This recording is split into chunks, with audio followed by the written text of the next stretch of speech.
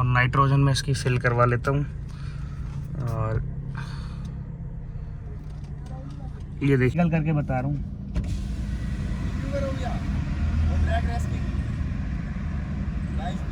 2 minute देना भाई, video चल रही थी। Hello guys, welcome back to my channel Shaviman vlogs. So guys, आज के व्लॉग में मैं आपको बताने वाला हूँ नाइट्रोजन एयर जो हमारे टायर्स में डलती है वो क्यों ज़रूरी है। और ख़ासकर इस टाइम पर, जिस टाइम पर समर अपने पीक पे चल रहा है, 40 से 45 डिग्री के बीच में हमारा टेम्परेचर रह रहा है। सो उस टाइम पर नॉर्मल एयर किस तरह से रिएक्ट करती है और नाइट्रोजन किस तरह से रिएक्ट करती है, ये आपको बताया सब ने होगा, लेकिन मैं आपको ये चीज़ प्रैक्टिकल करके दिखाऊंगा और बताऊंगा कि नाइट्रोजन एयर इस टाइम पर क्यों ज़रूरी है हमारे लिए। और सिर्फ ये नहीं कि सिर्फ हाई एंड कार्स में, हर एक कार, हर एक बाइक, सबके लिए ज़रूरी है इस टाइम पर नाइट्रोजन। तो गाइज, मेरे को गाड़ी स्टार्ट किए हुए हो गया है 5 से 10 मिनट्स और मैं अपने घर से ऑलमोस्ट चलाऊँ 200 मीटर और इतनी देर में कोई टायर्स का टेम्परेचर चेंज नहीं होता। और मैं आपको बता दूं, इस टाइम पर मेरे चारों टायर्स में है नॉर्मल एयर। सो मैं इसको 10 किलोमीटर्स कार को ड्राइव करूंगा, उसके बाद आपको ये दिखाऊंगा कि 10 किलोमीटर्स में इस कार ने कितना टेम्परेचर और कितना प्रेशर, अगर टेम्परेचर बढ़ेगा तो टायर प्रेशर भी इसका इंक्रीज होता है। सो वो मैं आपको प्रैक्टिकल करके दिखाता हूँ कि कितना होता है। और फिर उसके बाद हम इसको ले जाएंगे चारों टायरों को भाई फ्लैट कराने के बाद इसमें पूरा नाइट्रोजन भरवाएंगे और वापस आते हुए 10 किलोमीटर चलाऊंगा और आपको दिखाऊंगा कि नाइट्रोजन से फ़र्क पड़ा है या नॉर्मल एयर से फ़र्क पड़ा है। सो ये देखो गाइज, अभी एयर प्रेशर दिखाता है ये देखिए, ये भी दिखा रहा है 205 फ्रंट लेफ्ट में, 220 फ्रंट राइट में और पीछे वालों में ऑलमोस्ट आसपास है 210 एंड 200 KPA के हिसाब से दिखाता है। और अब जब ये गाड़ी चलेगी ना तो ये प्रेशर बढ़ना चाहिए। अभी नॉर्मल हवा में मैं आपको ये दिखाता हूँ कितना प्रेशर बढ़ेगा और कितना ज़्यादा, अगर आप कहीं हाईवे पे जा रहे हो तो ये खतरनाक हो सकता है एकदम से ऐसे प्रेशर बढ़ना। सो गाइज, ड्राइव कर रहा हूँ मैं और आपके लिए भाई ये देखो, मैं इसको 0 कर दिया यहाँ पर और अब पता लग जाएगा कितने किलोमीटर मैंने चलाई है और कितनी स्पीड से मैंने चलाई है कि गर्म हो गए। ये देखिए, मैंने अभी 4 से 5 किलोमीटर की कार चलाई है और बिल्कुल नॉर्मल स्पीड से चलाई है, ट्रैफिक लगा हुआ है। और उसके बाद देखिए 15 KPA हर टायर में प्रेशर बढ़ चुका है और ये प्रेशर बढ़ता है टेम्परेचर ज़्यादा होने की वजह से। और आज देखिए 32 डिग्री सेल्सियस टेम्परेचर है, उसके बाद भी 10 से 15% टायर्स में बढ़ गए हैं और आधी दूरी मेरे को अभी करनी है पूरी और उसके बाद देखता हूँ कितना प्रेशर बढ़ गया है। तो अभी आप ये चीज़ सोचिए, जब इतना प्रेशर बढ़ रहा है इसका और हाईवे पे जब आप जाते हैं तो आप तो 400 500 किलोमीटर हम गाड़ी ड्राइव करते हैं, तो उस टाइम पर कितना इफेक्ट करता होगा टायर्स पे। तो बाकी अभी 5-6 किलोमीटर और बाकी है, मैं आपको पूरा अच्छे से दिखाऊंगा कितना प्रेशर बढ़ता है।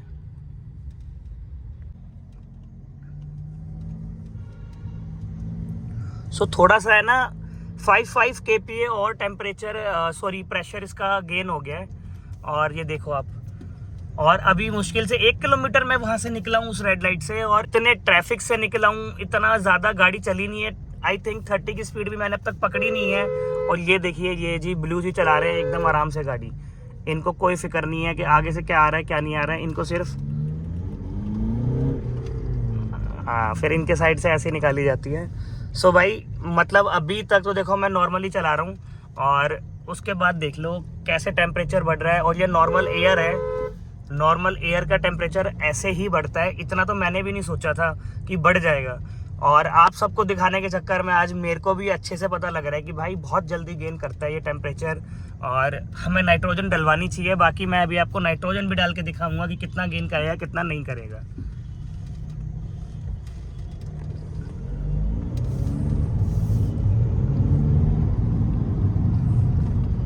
जल्दी दिखाता हूँ और ये देख लें पहले कितना चल गए हैं हम।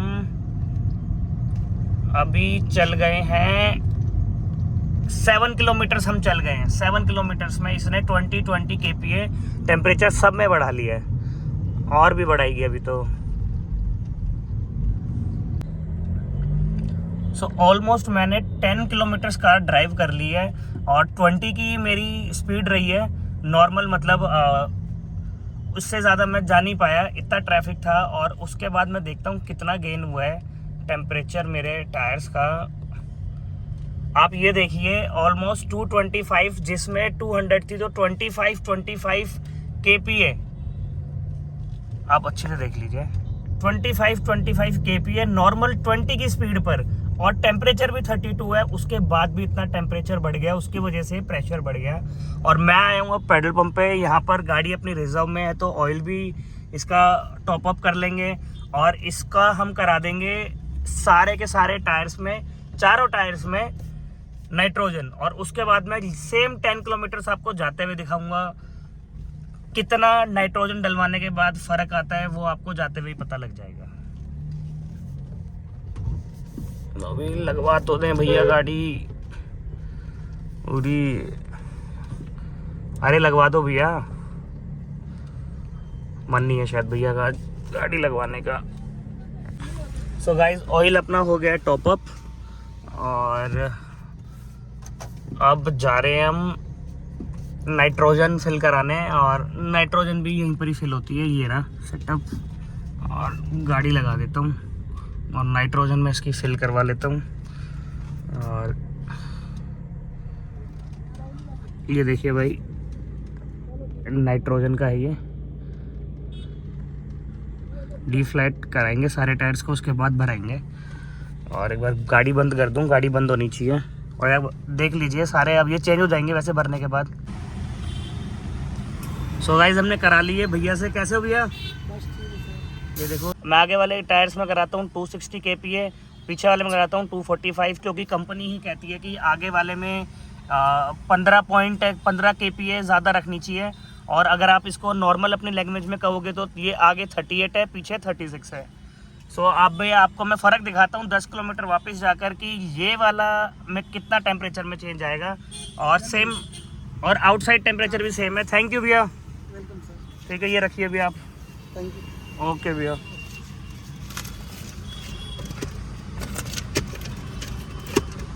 चलते हैं भाई, डन ड्राइव करते हैं अपनी कार को। ओके भैया, थैंक यू।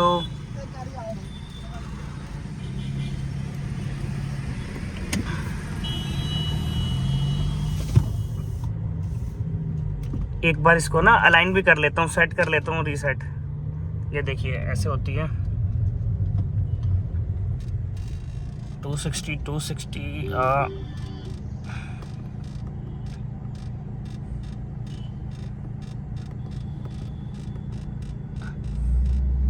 नाइस।